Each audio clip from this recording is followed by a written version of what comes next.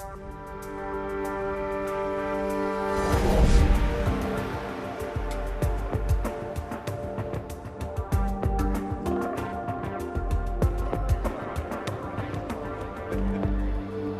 I can't find my speech. I had it just a minute ago. You left it on your desk, honey. They're ready for you, Congressman. Very warm, Doug. Are you all right? He's fine, Mrs. Lawrence. He doesn't look fine. Just have a headache. You haven't been able to keep food down for 2 days. You're very weak. Maybe we should hold off on the speech until you feel better. We don't want to miss the news cycle. The president just had his physical. Healthcare's on everyone's mind. I'll get some rest later. Promise. I'll tell the press you're coming out. Smile. You're impossible. That's what my last opponent ran on. Good afternoon. As you know, I've been working closely with representatives from both parties to hammer out a bill that would guarantee prenatal health care to all women, regardless of their citizenship, and to guarantee health care to all children up to the age of 12. Well, I'm pleased to announce that I'm introducing such a bill tomorrow before Congress recesses. Congressman Lawrence, hasn't the president indicated that he'll veto such a bill as it's too expensive? I've had discussions with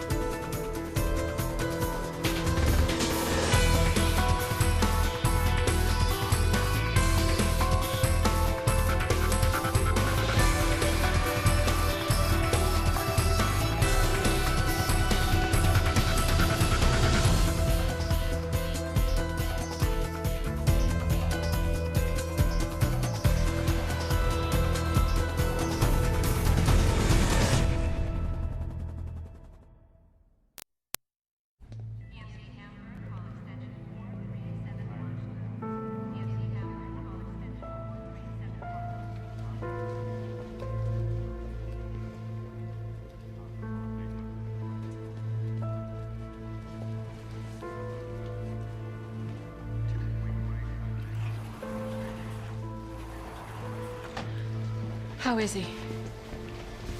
The attending should fill you in, Donna. Yeah, but he's not my friend.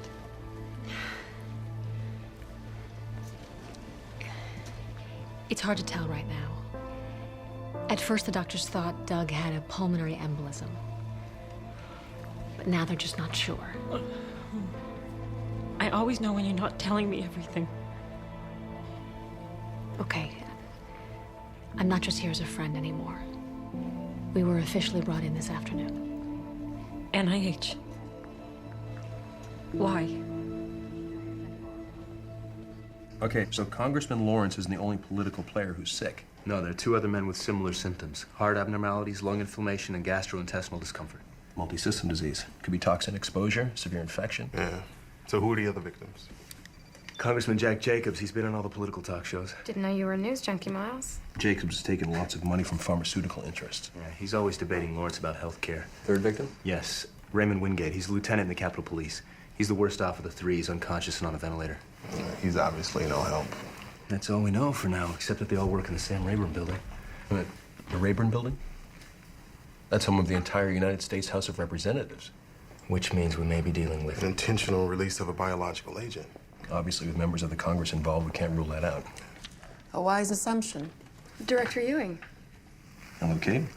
Must be a photo op somewhere nearby to get the head of the NIH down here in the dungeon. Somebody's got to be the NIH poster child. Unfortunately, the press is already smelling blood. Already talking terrorist attack? 3 people sick, all in the same government building post 9/11. It doesn't take a tabloid diehard to make that leap. I'm assuming that's your working theory, Stephen. Oh, of course. I mean, when you hear hoofbeats. Think horses, not zebras. Oh, this is going to be a PR headache. Which is why you need to sniff around. I can check with the editors, see what stories they've assigned, see how the press is going to play this. Good. We have a better chance of tracking down what's really going on here if CNN's not fanning the flames. Frank, I assume you'll be going over the Rayburn building? Yeah, I'll have a team ready to go in after the Capitol Police clear and lock it down. Copy me on any results. Homeland Security been alerted? And the FBI. But before they change the color level, I've convinced them that medicine can tell us the most. Our job's critical. Look, if you're here to take over our case, just take it. Why would you think that? I'm hearing hoofbeats again. Quite the contrary. I told the secretary that I was bringing in my best team here. Fair enough? Any idea what's making the patients sick? Natalie's at the hospital now. Now we've eliminated the most obvious: anthrax, smallpox, plague. Keep me in the loop as appropriate. Otherwise, you have carte blanche. It's your game to win. Am I imagining things, or was that a handoff? Ewing doesn't do anything out of the kindness of her heart.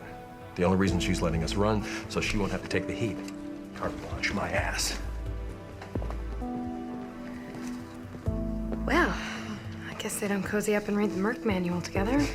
This goes way beyond professional sword fighting. It's very personal. Mike. I'm not going there.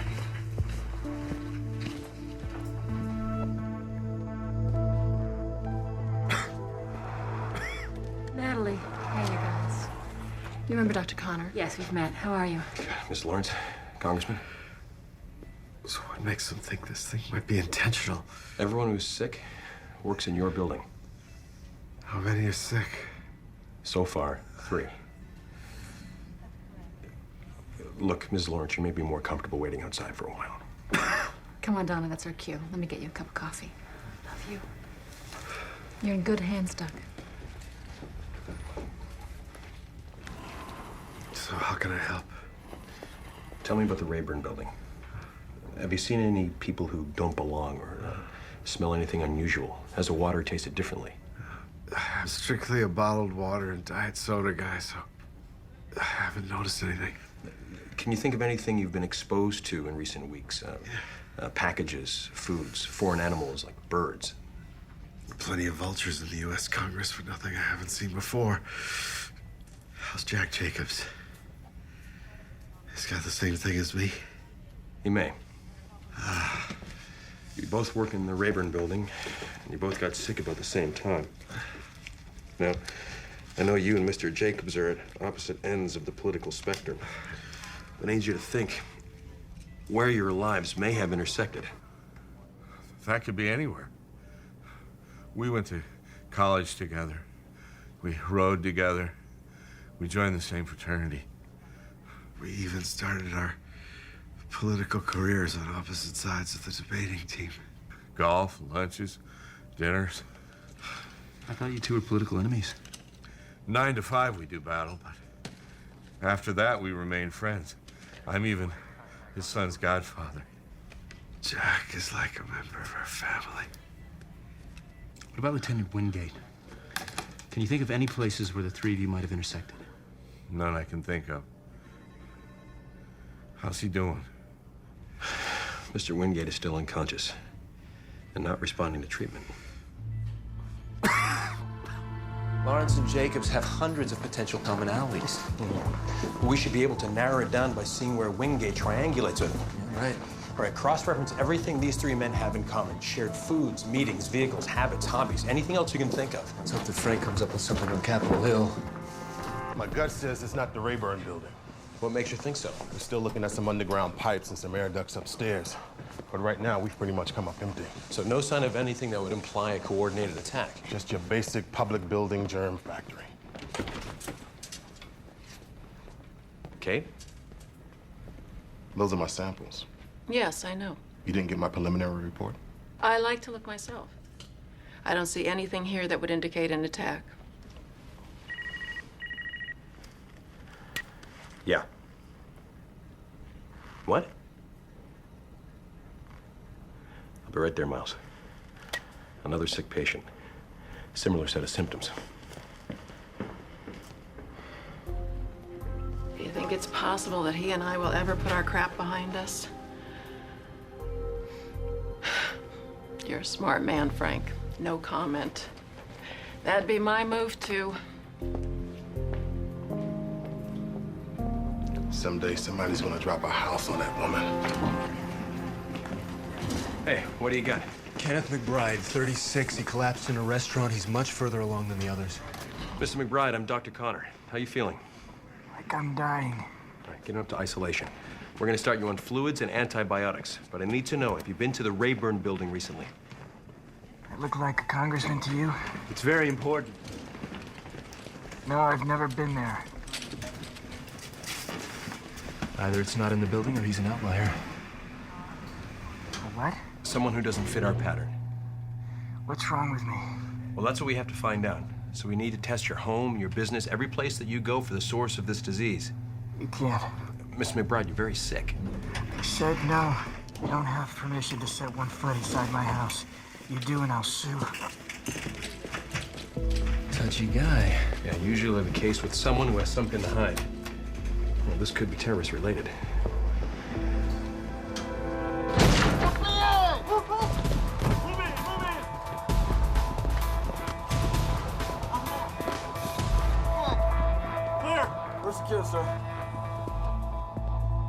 I'm getting a good idea why McBride didn't want us to search his place.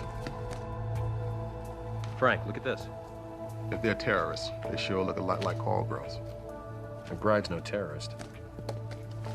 He's Heidi Fleiss.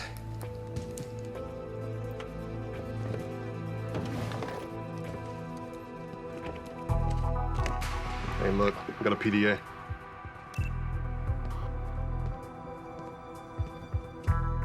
Is that initials and numbers? The initials are the list of ladies he has in the stable, and the numbers are the price they charge. So a date with one of his women is $2,000 to $3,000 a night? Yeah. And look who's paying those prices.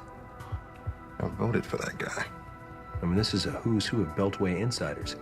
Including Congressman Lawrence. I mean, this Lawrence's name here. Lawrence again, he's always with the same girl. Nicoletta? And look, Jack Jacobs and Lieutenant Wingate's names are in here too. And they were all with Nicoletta. Forget terrorists. We're looking for a sexual typhoid Mary.